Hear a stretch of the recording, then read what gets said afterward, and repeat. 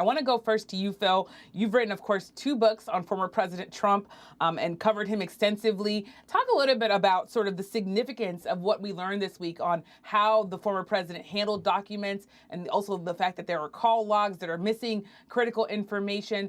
Could there be consequences here now that we have the DOJ involved? There could be, Yamish. We'll have to see whether the Justice Department, how they decide to move forward with these revelations, that some of the documents that were obtained by the National Archives in recent weeks from Mar-a-Lago that Trump had taken with him from the White House, that some of them were classified, including some were top secret. And thanks to the reporting from my colleagues at the Washington Post and some other news organizations, we've learned a lot about really the carelessness with which Trump and those who worked for him in the White House, how they approached the archival process and how they dealt with documentation, presidential records that are part of the public record that are supposed to be sent to the National Archives.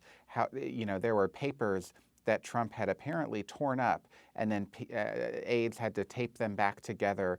There was even a report from the New York Times' Maggie Haberman that some documents had been flushed down the toilet by the former president. And so there was a real disregard for the law, the federal law, which requires that these public records be treated as, or that these presidential records, rather, be treated as public records and handed over to the National Archives. We're going to have to wait and see what the Justice Department decides to do about that. But politically speaking, there's a real irony here because we all remember it was only 5 or 6 years ago when Trump began running for president and he seized upon Hillary Clinton, then the Secretary of State, her use of a private email server and the classified documents that were sent on private emails and made that a major issue in the 2016 presidential campaign. Fast forward and we see former President Trump with the same careless regard.